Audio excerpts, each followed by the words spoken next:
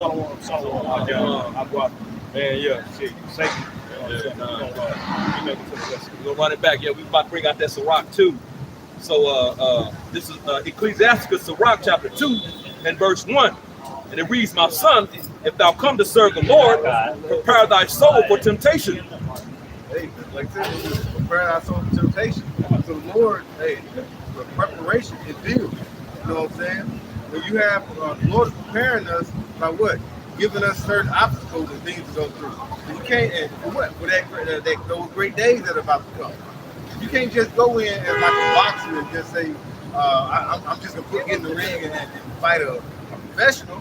No, Esau is a professional. The Lord is building us up. He got us going through certain adversities and building us up spiritually. So when those times come, that we can get through those tempted situations that the Lord is gonna be that we're gonna be put in.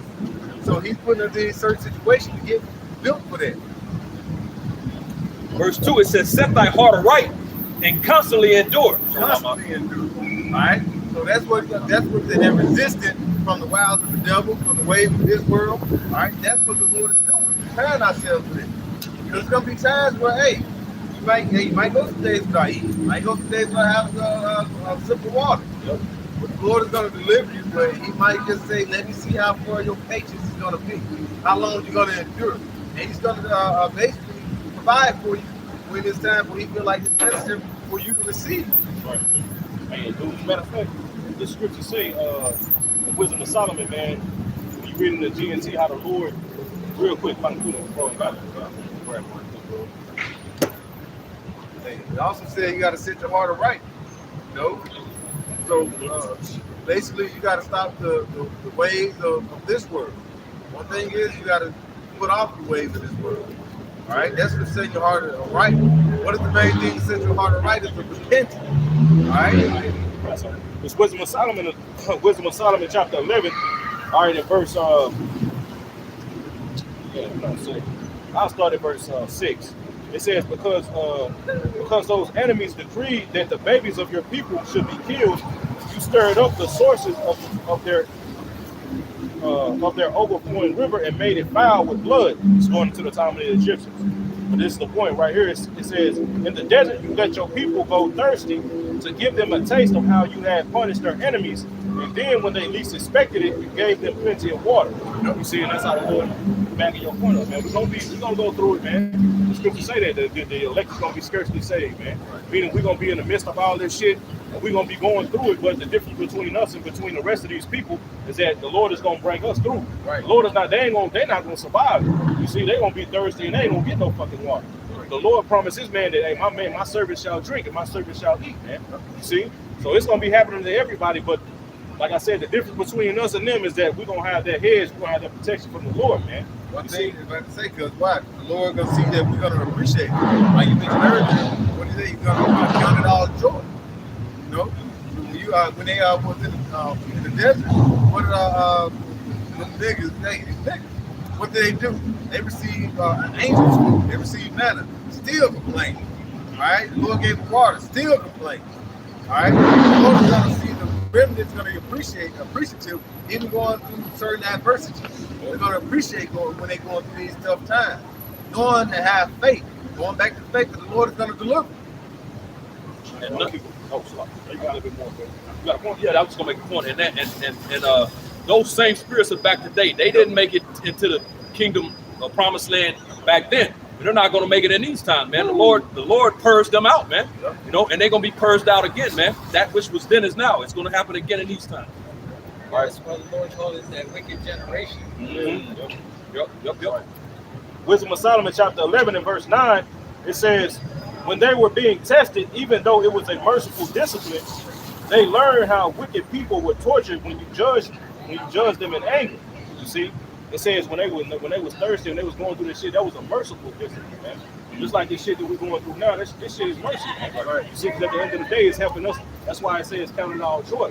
Now we got an opportunity. It's an opportunity for us to grow in the faith, man. You see, for that foundation to be more stern, more restricted. You know what I'm saying? It says they learned how wicked people were tortured when you judged them in anger.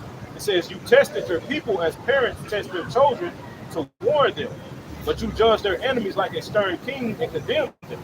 I'll jump down to verse 13. It says, when they learn that when they learn on what, like it says, when they learn that their punishment had been of their benefit to your people, they realize that it is your works, Lord. You see, so it's a benefit, man. It's a benefit that we're going through all this hell that we catch, even though it don't feel good in the flesh, man. Right. You see, all this is for our benefit, man. Right. That was the chapter for it. Like when the Lord prepared us, when He showed us His wrath when He put those plagues on Egypt. Yeah. Right. When He put the plagues, they said it was good and all that, but He showed what them plagues going to happen again. But the thing is, 2/3 going to receive the wrath of those heathens, just like in time of Egypt. It's going to be a small minute that's going to be delivered. Besides the time when the nation of Israel got delivered. It's going to be it's going to be trying times, and the ones that's still going to have that pleasure in the Lord. You know what I'm saying? That thanks for that basically knowing that faith in the Lord, He's going to deliver. And it's going to be what that remnant, all right, the elect. And the other nation of Israel, the 2/3, is going to receive that wrath that's going to come upon the earth. But they're going to receive be basically indoctrinated into that plague. Real fast. Philippians 4, verse 11 and 12. And it's Paul speaking. And, we all know the walk of Paul. Let's read what he said. He says, "You're reading NLT." I got you. Yep.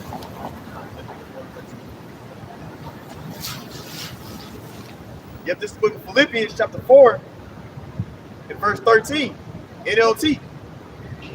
And it reads, 4 and 11. It says, not that I was ever in need, for I have learned how to be content with whatever I have. You understand? You see that, the Lord puts men in different states to build up their faith. They're supposed to make them closer to the Lord. What do? You have your trust through Him, and through that, and once He gets you through it, that trust is stronger. You see, that's what the point of these trial tribulations is. It's meant to bring us closer to the Lord. Now, what does it say? A friend can't be known in adversity, but he's known and not known in prosperity, but known in adversity. So when these situations happen, to bring us closer to the Lord. People get closer whenever adversity comes, whenever they actually read it. But it's verse 12. It says, "Oh, you can say it?" No. Yep, it's verse 12, and it reads. It says, "I know how to live on almost nothing, or with everything. I have learned the secret of living in every situation, whether it is with a full stomach or empty with plenty or little." Yeah. See? Oh, you want to? You got it? No, read one more time. I got you. Yep. It says, Philippians 4 and 12. I know. Remember what the brother just read in verse 11 about how Paul said he know how to be content. And that's what the Lord is teaching us right now, is how to be content. It was like going back into what the brother P.2 is reading in the book of Sirach, chapter 2. You see? The new change to a lower state. You see? And all this, right? Teaching you how to be content. Go ahead, bro. It's Philippians 4 and 12 NLT. I know how to live on almost nothing or with everything. I have learned the secret of living in every situation. You have learned that secret of living in every situation. Now, what is that secret, man? It's trusting in the Lord, man. You see? Trusting in the Lord at whatever state that you're in. That's why that's chapter 2, man. So Sirach 2 is definitely one of my favorite chapters, bro. You see, you should constantly go over that, man. It's confidence to your soul at the end of the day, man. You see? Because at the end, when you go through all that, just like I read in verse 10 in the second in Sirach 2, it says, look at the generation of old. If anybody called upon the Lord, or have the Lord forsake anybody who sought Him, man. You see? Or feared Him. No. You see? Keep going, bro. Whether it is with a full stomach or empty, with plenty or little. Verse 13. Yeah, that's why even Bruce Lee said, be like water. You know what I'm saying? Be water, my friends. You see, you can put water in a bottle, it becomes the bottle. Put water in the teapot, it becomes the teapot. You see?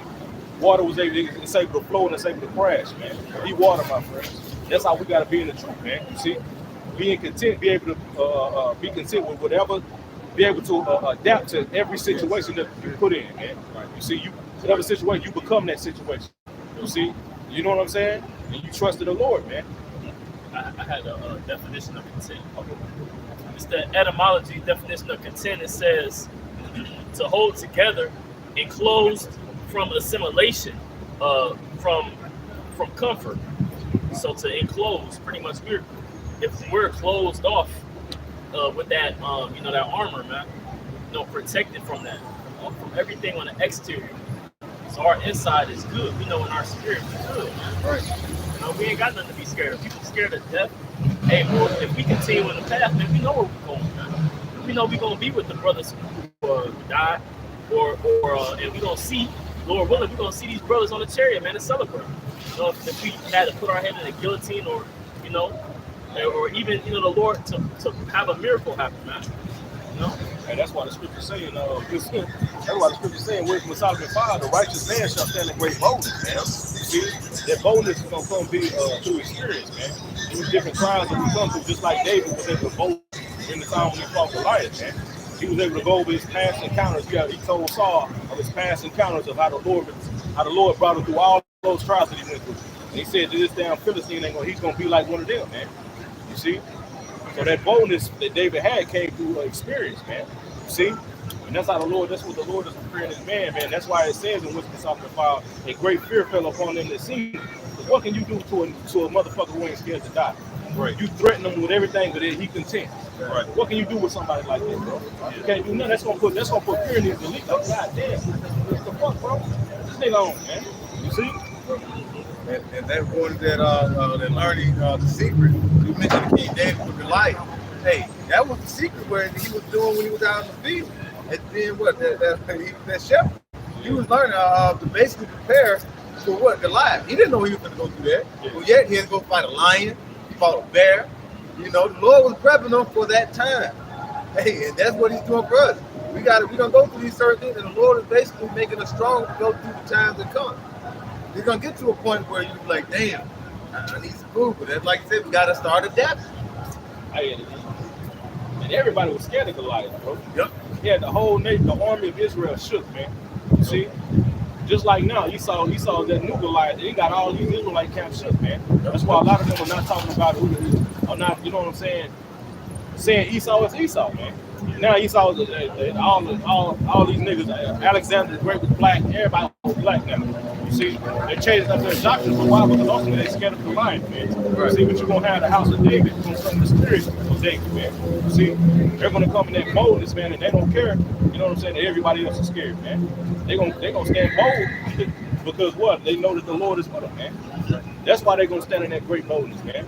That's why they're not gonna be afraid of death, man. They love their life, not unto death, man. And that's what the Lord is doing for us, man. The Lord is showing us through going back into the trials and tribulations that we're going through, man. When you in this truth, you gotta understand, man. You gotta love your how about Shemi Shop more than you love your life, man. You see? That's the only way you're gonna win, man. I was more adding on to y'all point. That was going with that scripture we just read. Because Paul basically had conclusions to what he just read. This Philippians 4:13. For I can do everything through Yahweh Shai, who gives me strength. So that's what he came up with all the stuff he went through. Being caught in the voyages, people fucking with him, all the tribulation he went through. His conclusion was, guess what? Hey, I can do anything through the Lord who strengthened me. Because he got me through all those situations by trusting him. Yep. That's good. Ecclesiastes 12. That's the whole conclusion of the matter. The fear of the Lord. We have so much fear in the Lord, and he put this way to say the hell with this word. So hey, we out here pushing the word. Hey, our life. We out here, basically, our lives could be in danger right now. Which they are. We don't know when somebody come around us to do something to us, but we're prepared. All right, we're ready. Yeah, we took that risk as soon as we got out. We stepped out the house, we grabbed our backpack, stepped out the house, got in the car, went to the car, and started driving here, man. We knew what it was when we came out here. That's right. So we could potentially not go home. You see, you got to have that understanding, man. You got to have that understanding that it can be one day where you don't come home, man. That's right. But your works is gonna follow you if you die in this truth. Your works is gonna follow you, like the scripture say, man. Right? See, but going back, man, I want to make that point about this truth. Like Yahweh shall say, you shall know the truth, and the truth shall set you free, man. Right. You see, the elect is gonna come in the spirit different from what these people, man. The rest of the nation of Israel is gonna come, man, because they understand. With knowing this knowledge, you come back into the understanding of reincarnation, like our forefathers. You can take the 7 brothers, for example. You see, when you read the book of 2nd Maccabees, man. You see, I think it's chapter 7. When you read that chapter, they understood reincarnation, right? You see, so they didn't. But it says in Hebrews that they who were under the fear of death. I forgot how it goes. I think it's like in Hebrews 10 or 11 or something like that, man. It talks about those all their life was in bondage unto the fear of death, man. You see? But now we come into this. Now we, like it says in Psalm 73, we done came into the sanctuary of the Lord, and now we understand. Right. See? And that's going to be the spirit of the elect in the time to come. That's why Esau them is going to be, man. Esau them afraid of the elect, bro. They're afraid of the remnant, man. That's why they doing all this shit that they doing. I got an example. You mentioned the 7 brothers. You know, if you read the 6th chapter, you know, chapter before that, Second Maccabees. I'll just read it. This is Second Maccabees chapter 6, verse 18. It says, Eleazar, one of the principal scribes, an aged man and of a well-favored countenance, was constrained to open his mouth and to eat swine's flesh, right? So he was in captivity, right? And they were forcing him to, eat pork, right? It says, but he, choosing rather to die gloriously than to live stained with such an abomination, spit it forth and came of his own accord to the torment. Can you jump up some, bro? Yeah, jump up some, bro. This is gonna go into how you gonna have some wicked niggas, man. We tried to come to Eleazar and have him. Matter of fact, we're gonna go into it, bro. It should be a couple of verses right above this video, bro. Yeah, sorry, verse.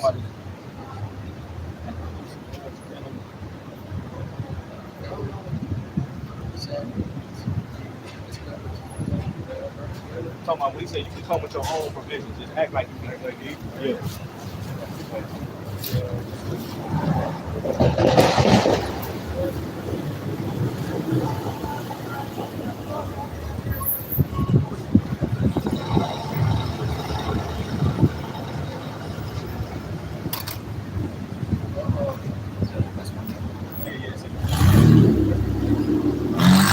That's the spirit we're supposed to be in. The spirit of Eleazar, the spirit of the 7 brothers.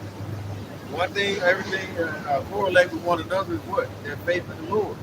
All right? They understand they understand reincarnation. All right? They understand that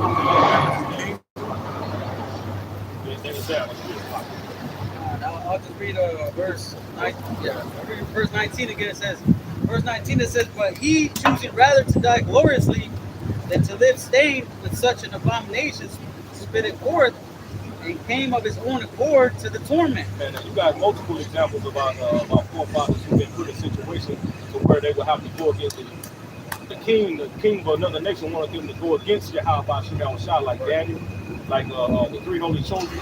You see, you got to bow to this image. You see, yeah, we in this captivity and we obey the laws, but when it comes to the point of going against the Heavenly Father, that's when we draw the line, man. Just like our ancient forefathers, just like Daniel, just like the Eleazar, just like the 7 brothers. These are all examples. Verse 20 it says, as it behooved them to come that are resolute to stand out against such things as are not lawful for love of life to be tasted. For they that had the charge of the wicked beast, for the old acquaintance they had with the man. Yeah, old acquaintance, so it's old niggas used to hang with, man, right? Old acquaintances. It says, taking him aside, he saw him to bring flesh of his own provision, such as was lawful for him to use. See, they tried to do that with Mattathias, man. You see, one of the Antiochus sent one of his officers to Mattathias. You see, if you do this and you do that, you be the first one. You're an honorable man amongst your nation. You be the first one to do it, and the rest will follow. And what did Mattathias do? You like, hell no, man. You see?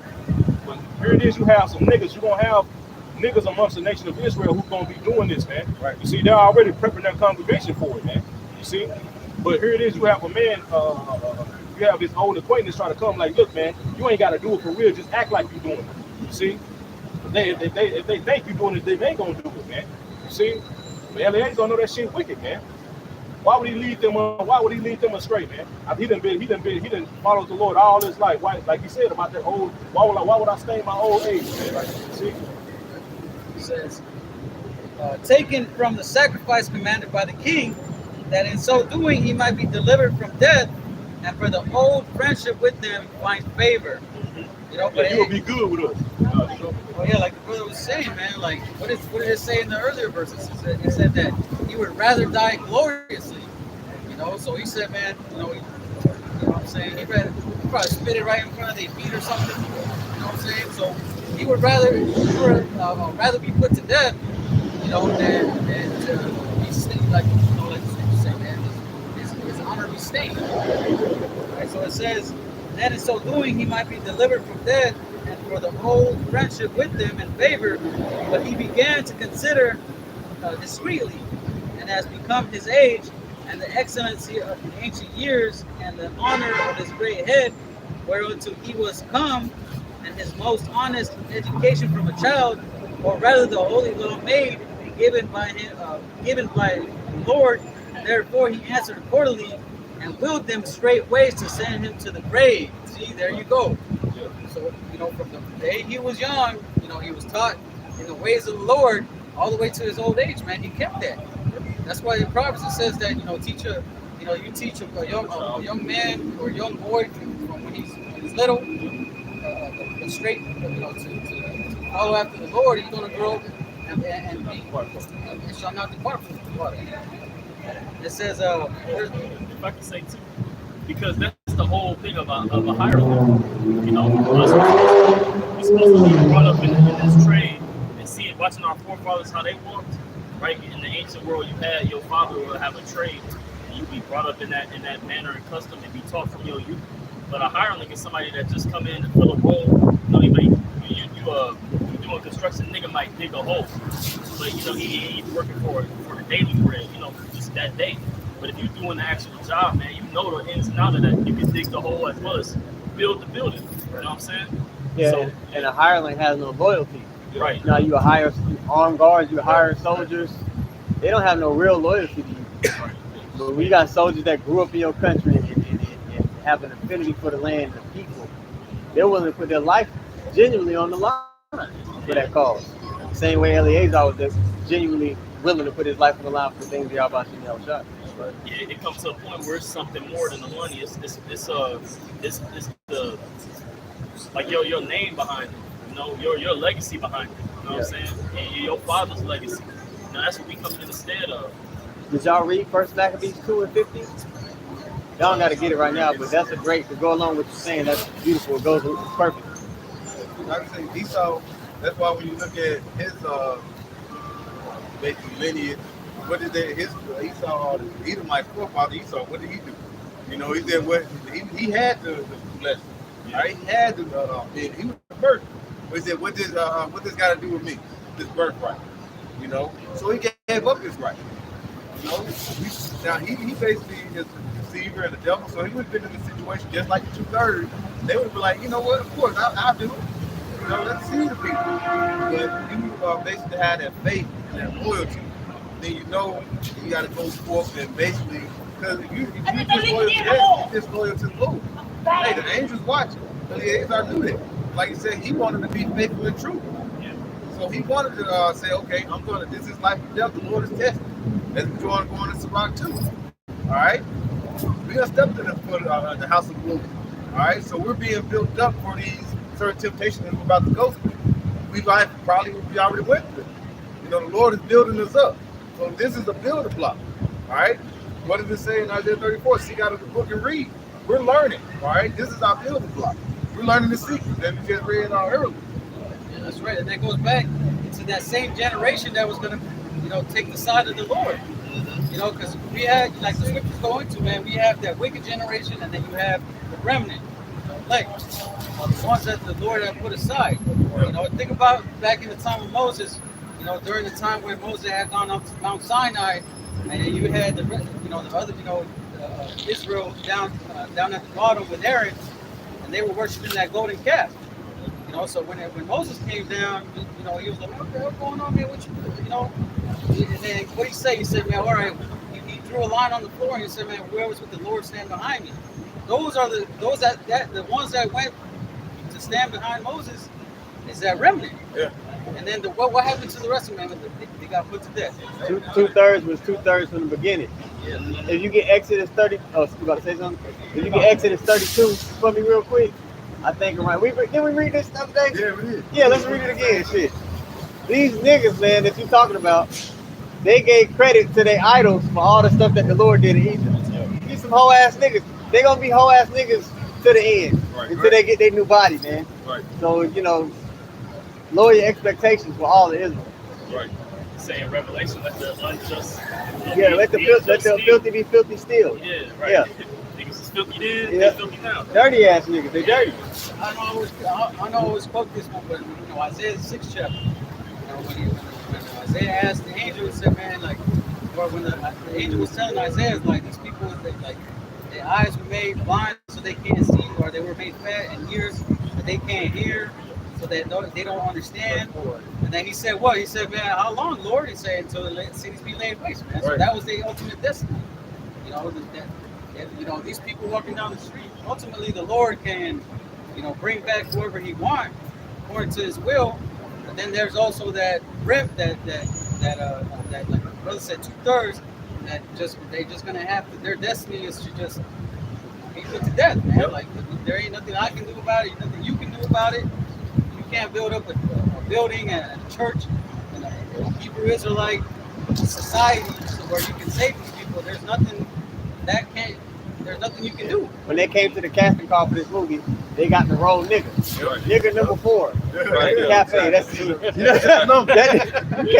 can't give him a different part. You're not the director of the movie. Right. You know what I mean? Shit.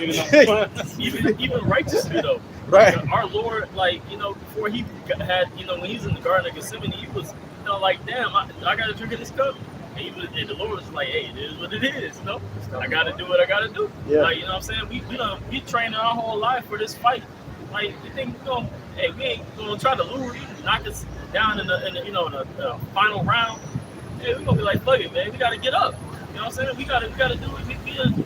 We can't look foolish now. Paul talked about that. Those who run the race, run off. He's talking about, basically giving the sports analogy with Jake. And you put in the work to do something, you just finish the course. Yeah. You don't get in the boxing ring and just lose and throw the fight. I hope you don't. Yeah. That'd be weird. We're in this fight to win. That's right. Whatever. I'm just gonna say, whatever part you have, or in that, you're gonna play it out. There's no, you can't change it. That's why the Lord said, "Can a leopard change the spot, or the Ethiopian skin?" For him that is accustomed to doing evil, you know what I'm saying? Roughly paraphrasing, can he make good of it or something to that effect? Yeah. You know what I'm saying? Esau can't change, the Ethiopian can't change, the leopard can't change, nothing can be changed. So how the Lord put this thing together, that's how it's going to play out, man. So if your role is to be a nigga, then there's nothing you can do. That's why the scripture said in Ecclesiastes, the first chapter, the man that hath been is that which shall be. That which is done is that which shall be done, and there's no new man under the sun, man. Right. You're gonna keep coming back doing the same thing that you did. So if it's a nigga role, then that's what it is. And the closer we get to the climax of the movie, the more people are gonna get more potent in their character. Right. Yeah. Hey. Yeah, these niggas are gonna super niggas. And the elect we gonna turn up in the spirit too. Gonna go from glory to glory, and Esau gonna show his horn. Right. Everybody turning up and they lie. Yep. Okay, yeah, real quick, just when the brothers get back to their point. Exodus 34 and verse 4. And he received them. Well, really read one, man. I'm sorry, man. Brother Chicago came down here. He said, man, if it's under 5 minutes, start at one. and one is actually good because you're going to see the mindset of 2/3 of our people. Yep. It's Exodus chapter 32 and verse 1. And when the people saw that Moses delayed to come down out of the mountain, the people gathered themselves together unto Aaron and said unto him, up, make us gods which shall go before us, as for Moses, for the man that brought us up out of the land of Egypt. Yeah, man. You see that? Man, they damn little kids, man. Like they was like just wait, like damn, like Moses, he dead. He died a long time. Yeah, he's probably dead up there. We don't make us gods so we can worship something. Damn. You see how impatient these damn knuckleheads? Yeah, man. God, it reads, man that brought us up out of the land of Egypt, we want not what is become of him. So, hey, Jake was losing faith. Yeah. Off real. They ain't even happy yet. They just sitting there waiting. You done seen all this shit. You done seen the Lord do all this shit. Bro. And your first thought, this thing been going a long time, Aaron. What the shit? The chariot was still lurking. This chair is still there hovering. You know he up there. Come on, man. The nigga. Yeah. That's that fast food mentality. So think about that. You in 2023, you trying to reason with a nigga who his spirit was looking at the chariot, seeing the miracles, and still was not believing. And you sitting here, you gonna get this nigga to no, bro. Stop. If they don't get it, fuck them. You know? Bro, that's like he went into there, he got a five-star restaurant. Both went to the back and cooked this big meal, full course meal. The Lord help him prepare this meal. And y'all like, damn, man, he taking too long. Let's go to McDonald's. You whole simple-minded Let's ass. go to McDonald's. Man, he been in there for a long time. Right. I wanted this big meal, but he ain't coming. Right. Let's go get the cancer burger. You know? These niggas gotta die. It's really a mercy kill for real. Nah, look, they know that they gotta come back. They gonna come back righteous anyway. Yeah. That's weird. That's why we don't got a problem now. They ain't gonna get it right here. Yeah, they put somebody new probably watching like, damn, that nigga, he just said fuck him. Like, you don't care about it. They gonna come back, bro. Right. You know, death ain't final when you understand the scripture. Right. Come to the dust set. Yeah, you can also read that in the second Ezra, man. The angel told Ezra, like, man, don't be asking me no more about them people, man. Right. Yeah, the multitude that perish. You know, the kid in the car, are we there yet? Are we gonna, like, man, look, man, just wait. You know, we ain't worried about, you know, 2/3 of our people. It's already written that they're gonna be destroyed. That's not something we can change. We need to make our calling and election sure. Right. Nah. In verse 2, and Aaron said unto them, break off the golden earrings, which are of the ears of your wives, of your sons, and of your daughters, and bring them unto me. That's what the Lord gave them stuff from Egypt. Yeah. So they basically breaking all the stuff up, getting ready to make an idol. Yeah. Right. Like I said, now this was a test for Aaron as well. You know, Aaron, like I said, they probably Failed that test horribly, You know? Aaron. And he's a great, we mentioned last week, he's a great man, but the Yep. scriptures say what? Great men are not always wise. He shouldn't have blocked them niggas. He probably was a little nervous, all them niggas probably pressing him. Yeah, they trying to kill him. Yeah, they was like, she was like, shit, let me just go and do it. But and the reason we know that because in verse, I think verse 5 after verse 4, he says, hey, you'll see. Let's read, yeah. Yep. Verse 3.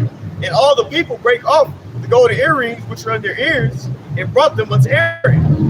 Verse 4. And he received them at their hand and fashioned it with the graving tool after he had made it a molded calf.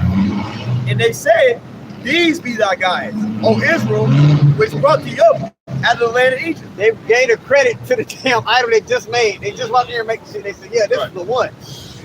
Wow. His earring. Yeah, bro. These, Yeah. yo, 2/3 need their ass whooped, bro. Wow. Damn. But look what Aaron said after them. Verse 5. And when Aaron saw it, he built an altar before it, and Aaron made a proclamation and said, tomorrow is a feast to Yahweh Shai. Yeah, so Aaron was still like, hey man, this, you know, we having a feast for the Lord. Right. But them niggas, they didn't have that in their mind. Right. So he obliged them out of fear of what they would do to him. Right. You know? Man, fuck these people and what they trying to do to us. We're gonna have to be in a bold spirit during this time. Yep. They just like Eleazar doing the same thing. Just play like it's Yeah. just play like it's it's wine, but it's not. Yeah. You know? So you see both sides. Yep. You got one that failed the test and one that passed. You know, Aaron, you know, he lived, but he was made ashamed later. Yep. Because he kind of did the same shit later. He allowed the Lord credit to be taken away. When he said, must we get water out of this rock? He killed Aaron, he didn't get to go to the promised land, and Moses didn't get to go to the promised land. You know, so we give an example. That's why I wanted to read that first Maccabees 2 and 50. Yeah. Because it lists off the examples, and it talks about that spirit that Eleazar was showing, that we're supposed to have that same kind of spirit. You know? If I can say too, because it's beautiful how y'all brought that up, because that's the same position we in now. As you know, the mediator went to the heavens, you know, and as he's gonna come down for his departure to come back, you know, off that mountain, or he come back in, because it's gonna look like a mountain, that huge fathership that come across the planet Earth. Yep. He come down, man, and he gonna be mad as hell. He gonna start to take judgment, man.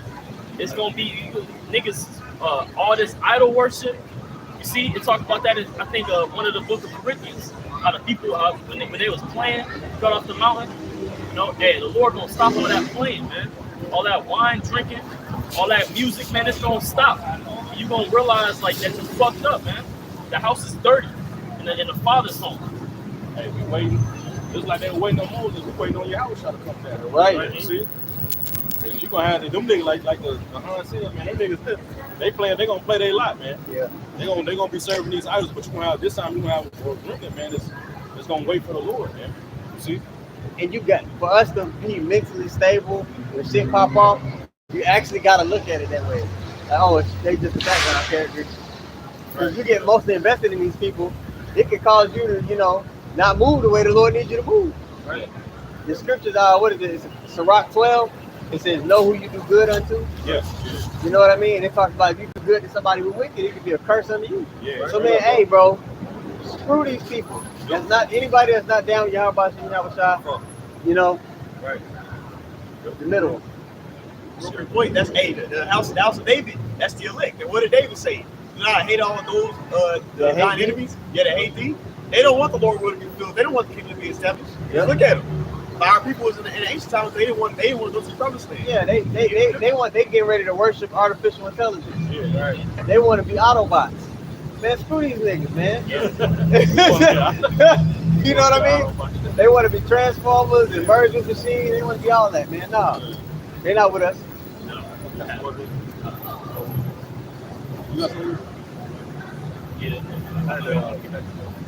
got a little bit more. Yeah, whatever, however, it don't matter. I got a little more on this one. This is back in 2 Maccabees, chapter 6, verse 24. It says, for it becometh not our age, saith he, in any wise to disassemble, whereby many young persons might think that Eliezer, being 80 years old and 10, were now gone to a strange religion. And so they, through mine hypocrisy and desire to live a little time, and a moment longer should be deceived by me, and I get a stain of my old age and make it abominable. So it's not worth it for him just to do that act and then just live a little longer. Maybe another year or two, depending. We don't know, but it's not worth it for him for his entire image to be stained. And not just his image, the Lord's image. Because he was a representative of the Lord. Yeah, that's right.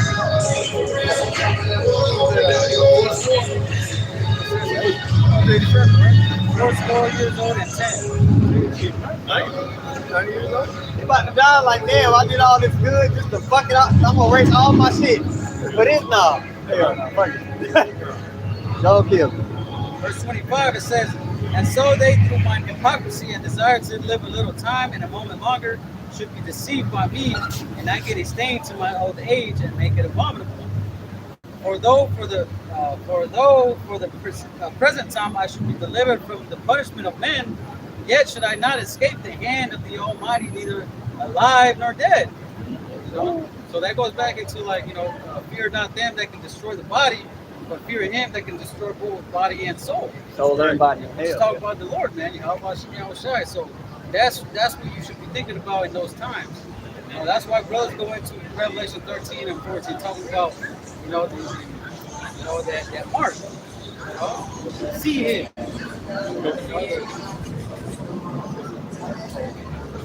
Hey, we're gonna say something about the example, right? It says, verse 27, wherefore now manfully changing this life, I will shew myself. He stood up to be that example which we should follow. See? Wherefore now manfully changing this life, I will shew myself such an one as mine age requireth, and leave a notable example. Leave a notable example, man. You see? Lead by example. Like I just said, Eliezer led by example on the way we should our mindset should be, man. Lead from the front.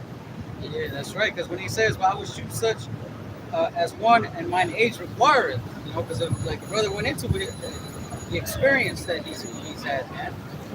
So he's gonna show that, like, oh, I'm a man of experience. I'm a man of age. I'm a man that has certain knowledge, and I'm gonna show it to y'all. I'm gonna show it to y'all now, right? It says, and leave a notable example to such as be young, to die willingly and courageously for the honorable and holy laws, and And when he had said these words, immediately he went to the torment. They that led him, changing the good, well, they bear him a little before into hatred. Niggas start hating. Fuck you, nigga. Kill this nigga. Right? Because aforesaid speeches proceeded as they thought. Cut them niggas up, man. You cut them niggas up, man. Them niggas ought to feel ashamed. Yeah, you keep going, bro. From a desperate mind.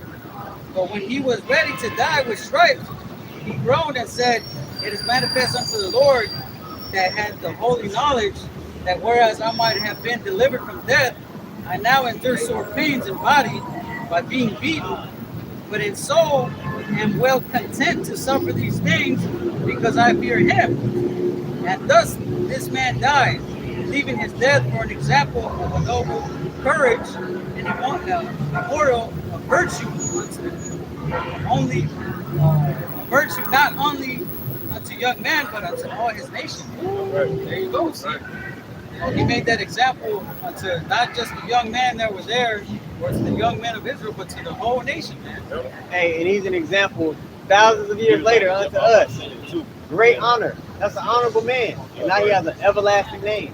Right. All right? Can I get this real quick? Okay, go ahead. It's Proverbs 21:1. It says, "A good name is rather to be chosen than great riches, and loving favor." Hey, that's what they was gonna do. If he would have did that, just like they told Mattathias, man, if you do this, if you be the first one to do it, you see, you will be a friend of the king, and we'll give you riches, we'll give you this, we'll give you all these benefits. Right, you see? Hey, they said that in 300. Xerxes said it. Leonidas, your name rang all the way out through the land, so however he said. Yeah. You know. And then I was like, yeah, anybody know that shit. Yeah. That's it. Yeah. I want your great value blessing, nigga. Yeah. I want the real thing. Yahushua was also put in that situation. Yep. They say, like, all these kingdoms will be yours. All you gotta do is just, bow down to me. You know what I'm saying? But of course, Yahushua not gonna do that. You know? But yeah, man, there's a lot of examples in the scripture, man, to show you that. Standing for the Yahweh Shem Yahushua is the only way to life. That's right. And then for you just to live a little moment, like it says in Wisdom of Psalm, your life is a breath, man. Just a little moment. That's gonna happen with these people that take the MOTB. See, they gonna do that just to live a little moment. See, a little longer. Why? Yeah. Why not die for the Lord and live forever, man? That temporary fix. See, yeah, man. Okay, go ahead. This is Proverbs 22:1. It says, "A good name is rather to be chosen than great riches, and loving favor rather than silver and gold." I want to get that word name. Obviously, we know it's Shem, right? But also does that not only go into the word, the definition name, it goes into reputation and memorial and monument. Right. See, so that's that example, right? Niggas be going outside, or it even talk about that parable, how the man, if he started to work and then he didn't finish it, you know what I'm saying? Like, we done started this work, what we look like not finishing? They gonna mock you laugh. You know? It's a reputation of dishonor. Yeah. That's important in this thing. So we see this reoccurring theme with Eleazar. He passed the test. He received great honor in the everlasting name, right? We're gonna read that in 2 Maccabees 2:50. Okay. When Ezra asked, "Who are these?" and he was like, "These are they that stood so stiff," right? So you see this reoccurring theme of what it means, to be a giant again in earth, because we were once giants in the earth, men of renown. Right. The process of getting back to that estate, is being laid out before us. Bring this out real quick. Cool. Land back.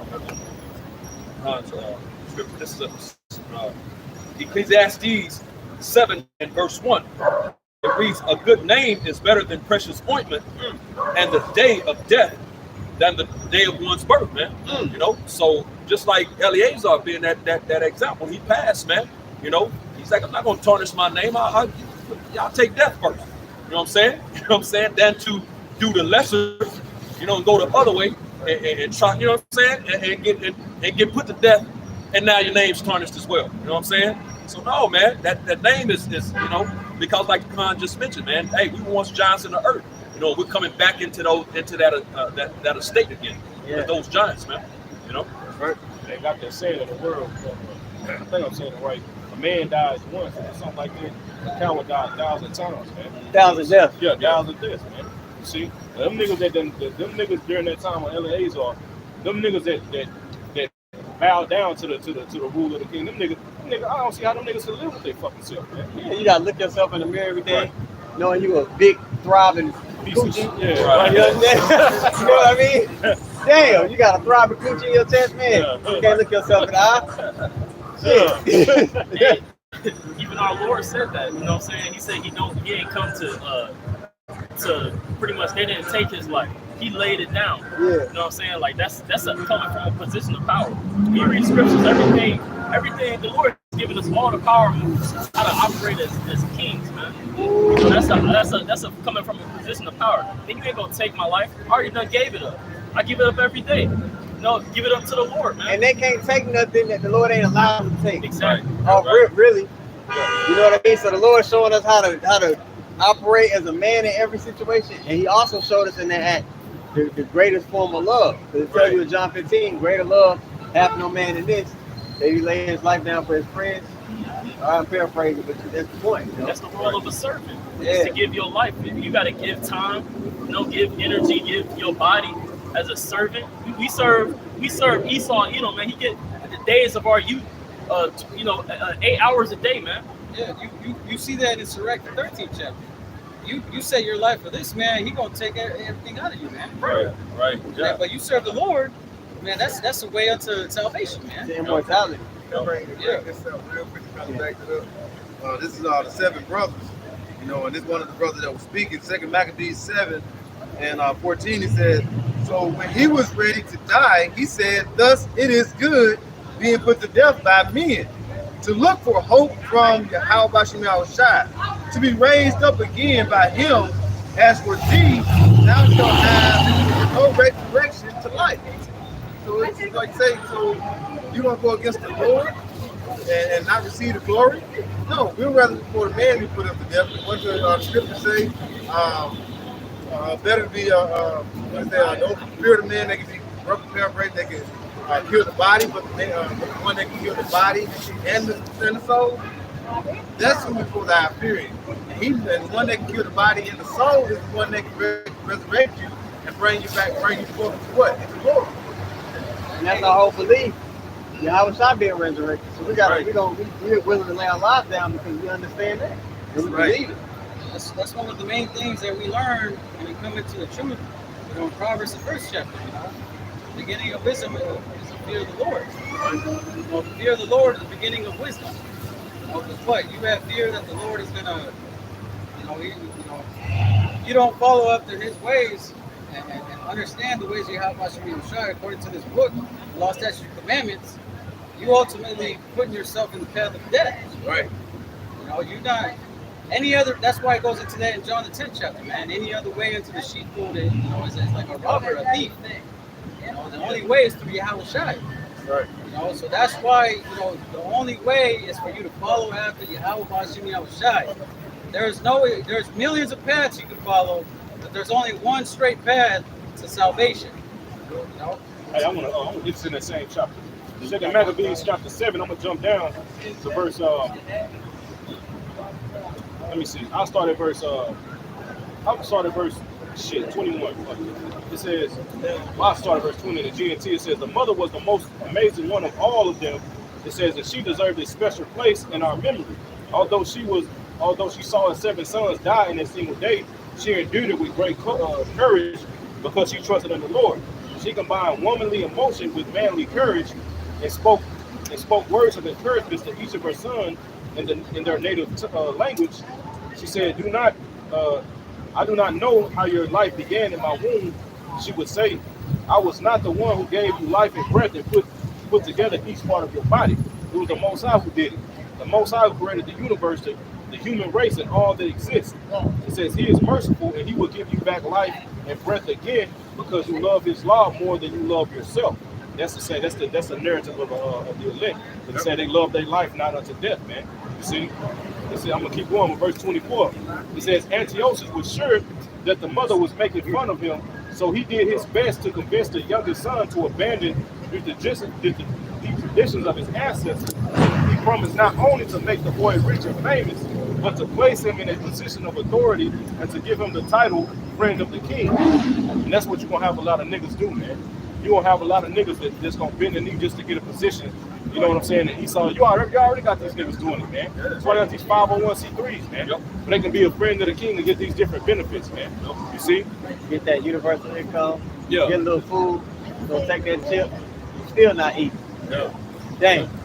It's niggas that took the jab, and then they got fired from their off of the strength of thinking that they're gonna get fired, and then still got fucking fired. Still got laid off. Yeah. Hurt. Sick and hurt. Esau stopped requiring it. Right. Like, fuck it. Now you just got some shit in you like a dumbass. Right. To go to their Christmas party or some shit. We got it. It was good because we got to see the weak ass people around us. Yeah. You know, even in Israel, we got to see who the fuck really don't got it. The same, hey, they'll do the same thing, man. They'll try to say, hey, just take it, bro. Like it didn't even hurt. It didn't even hurt. I don't feel. I'm still here. It's been 5 days. I'm still. You know what I'm saying? Like you took it, but you know what does that show? You know what kind of character integrity does it show for you, man? Like you ready to break just because you're afraid that you're gonna get fired. Like that's why you know Matthew the 6th chapter is important. You know, understanding that look at the lilies in the field, man. You know they're out there during the day, and then the next day they cast into the oven. Right. You know what I'm saying? Now, what about the birds? They don't be storing their food into barns. You know what I'm saying? They don't be worrying about what they're going to eat tomorrow. Because what? The Lord feeds them. Right. That's how you should be in that. You know, I'm not saying that, you do what the birds do, you know what I'm saying? But, it's a metaphor, like saying, like, look, trust in the Lord. Don't worry about those things. Because those things are going to happen in their time and they're going to be fulfilled. But you right now, you just got to trust in the Lord, man. Right. And in that time, when it happens, you also gonna have to trust in the Lord, man. You're not gonna be like, yeah, okay, maybe you might be starving for a week, but like the bros made that example, man. You just gotta have faith and patience. It's easier said than done. A lot of things in the scriptures are easier said than done, especially saying that, like, yeah, I'm gonna die for the Lord, no matter what. That's easier said than done. But you just gotta pray to the Lord that in that time He's gonna put you in that mind to say, man, fuck it. Like Eliezer, man, he said, man, he said he went straight to the throne. Like he walked into the throne.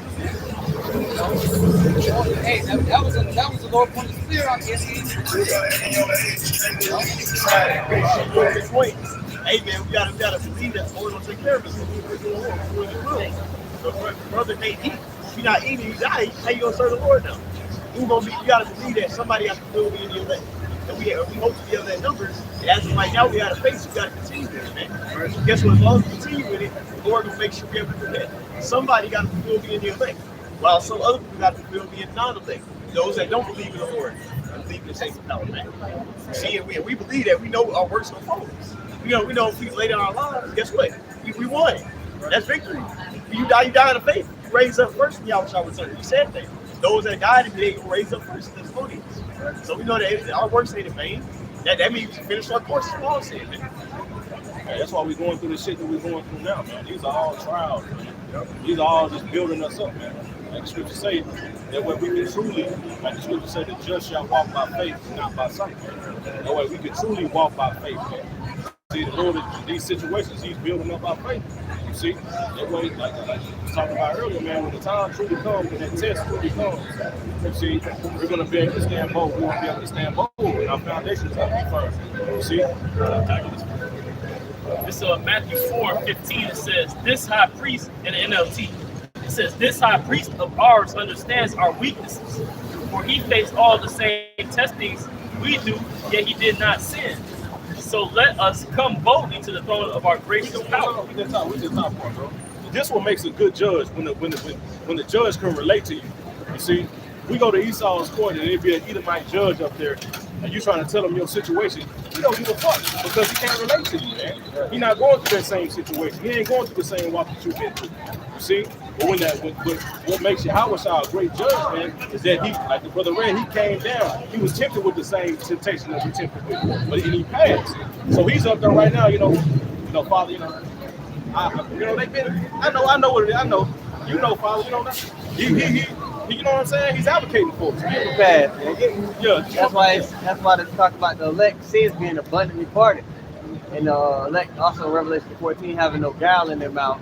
All right, they were pardoned because the words they spoke were true, not because they walked perfect like how John did. But he's advocating for us, so those places where we do fall short, he picks us up. Was that in Ephesians? It talks about through him that we get access back to the Father. Yeah, like it says in John 17 and 17, like word we're sanctified. So we're made perfect in this truth. That's how, the elect are going to be found with no doubt. I got to say about this. Was it up? No, you still want this. Yeah, read it. Yeah, read it. It's Hebrews 4:15. It says, "This high priest of ours, understands our weaknesses, for he faced all the same testings we do, yet he did not sin. So let us come boldly to the throne of our gracious power. There we will receive his mercy, and we will find his grace to help us when we need it most." That's tough. Yeah, so we're coming in that stead of, preparing to give our lives for Yahweh outside. And the Lord is going to put that spirit on us to do his will, man, when we get there. Because he's been there before. He's already had to put his life on the line. Yeah, that's why I say he knows our weakness, man. You see?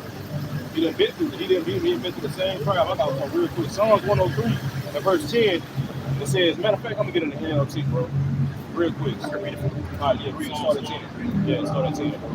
You see? He knows our weakness, bro. You see? It says, he does not punish us for our sins. He does not deal harshly with us as we deserve. As we deserve, you see?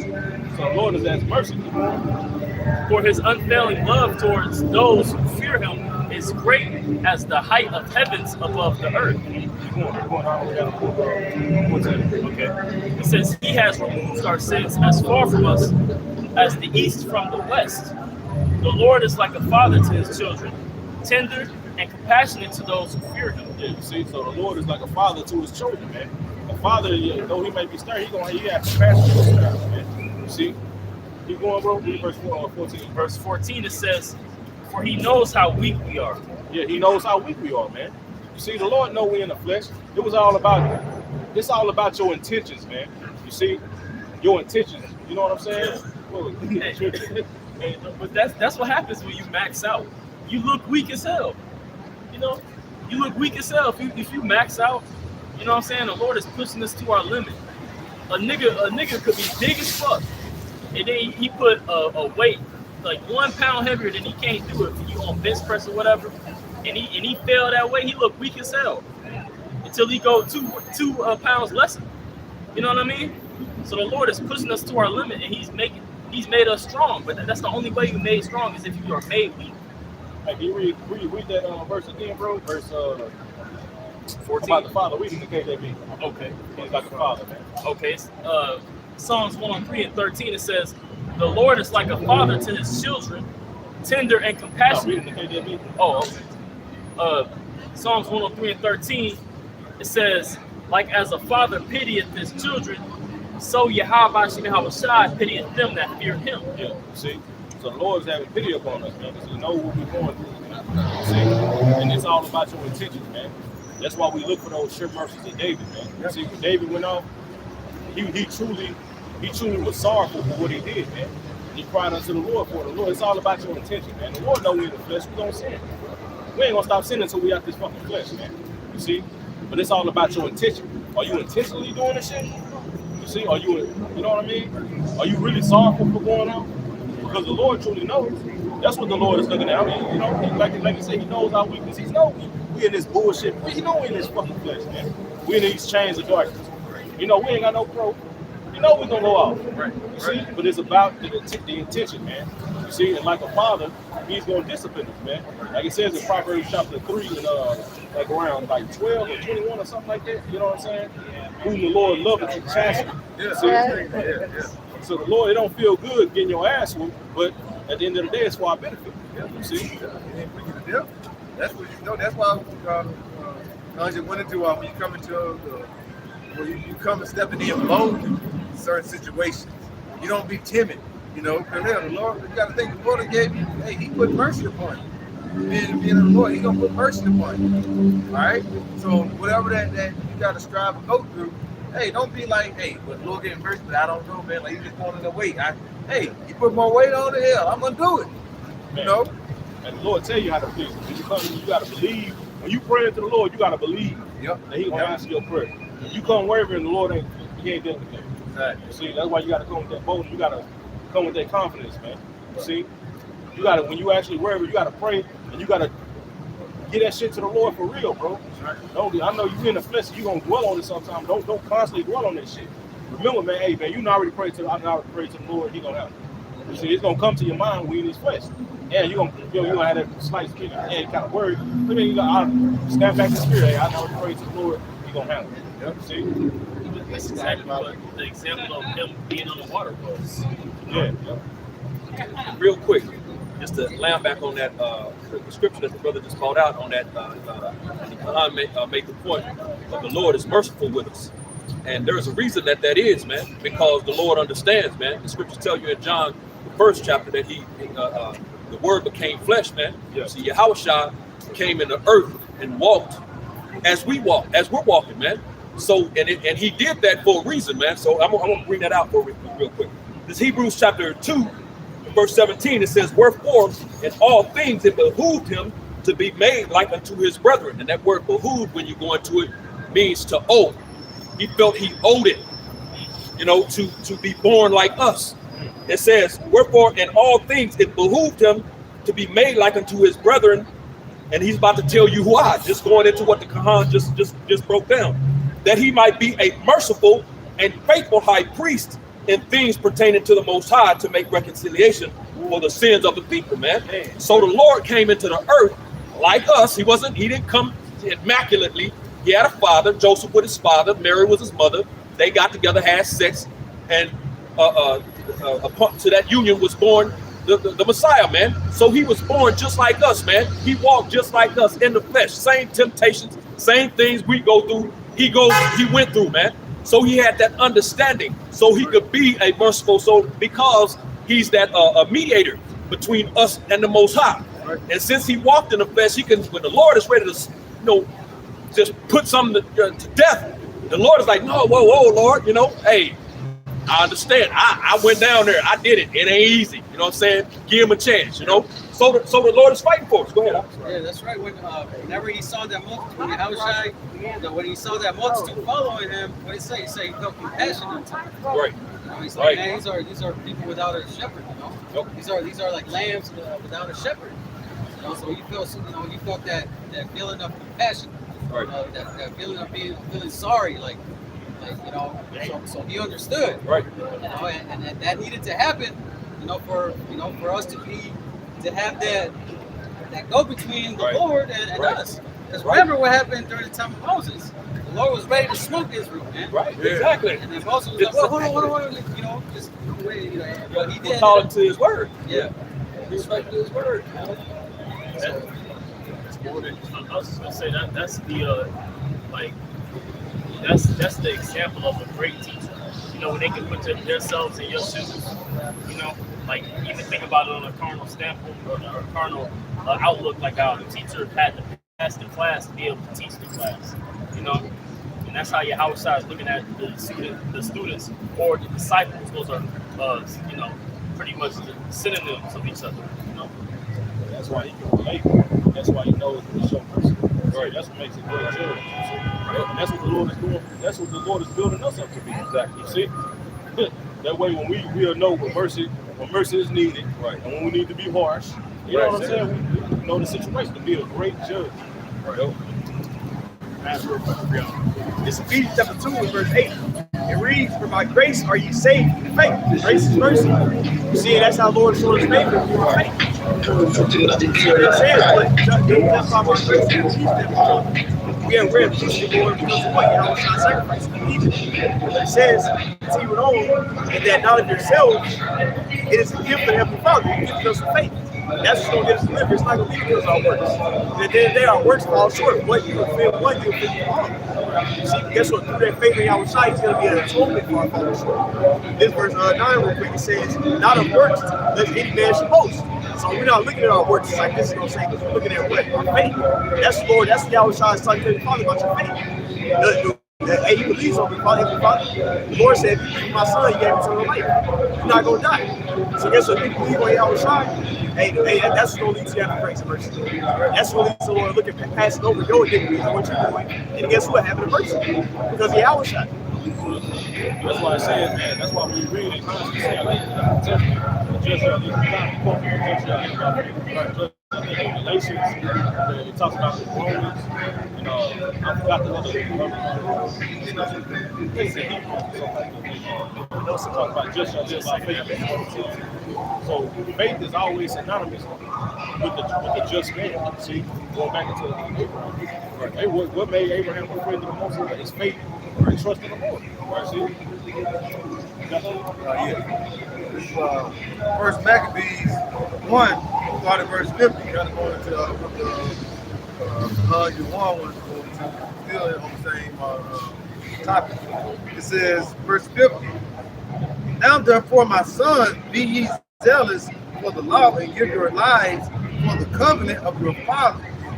All right, and this is the covenant of our father. All right, the covenant that was all the way going back into what? The wilderness. Going back in time with the wilderness, coming up out of Egypt. It says, verse 51, call to remembrance what acts our fathers did in their time.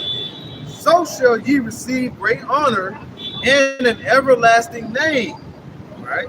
And it says, was not Abraham found faithful in temptation, and it was imputed unto him for righteousness? Joseph, in the time of his distress, kept the commandment and was made Lord of Egypt. And it goes on. And this is a good chapter to give you a lot of our forefathers through their tests and how they still had that faith. Right? They had the faith in the Lord. You know what I'm saying? Not wavering. And the Lord made them what? Great names. That's what he's going to do to us. All right? And those great names going to be in his time. What? Going to what? Serve fruit. That's why Israel's always great names. Abraham, Joseph is another example. I love reading about that. See, Israel, Joseph was all that shit. He kept his faith. Even when he was in prison. He was in prison for years, bro. He still kept his faith. He knew that the Lord was coming. You know what I'm saying? The Lord was going to get him out, man.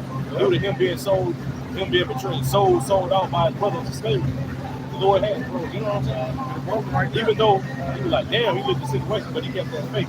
That's why the Lord eventually, I say the Lord, when he changed to that lower state, the Lord brought him, but when the Lord came and answered those prayers, the Lord exalted him to one of the highest the honors, to be right under Pharaoh, man. He was second in command over all Egypt, bro. Right? Yeah, God, that's right. That story of Joseph, man, that one, when I first 3 times I read it, when I was starting to do, the part that really got me, was when, when he was, his brothers was in front of him, he started weeping. He went to the other room and he started crying because he felt that, he felt that emotion in him. Yep. Like, these are my brothers, so I was like, damn, I kind of felt that. But, hey, those are the stories that you gotta, you read and you're like, man, like, you see it. Right, yeah. You feel them. Yeah, we was pro. We them people, man. Right. You see? Right.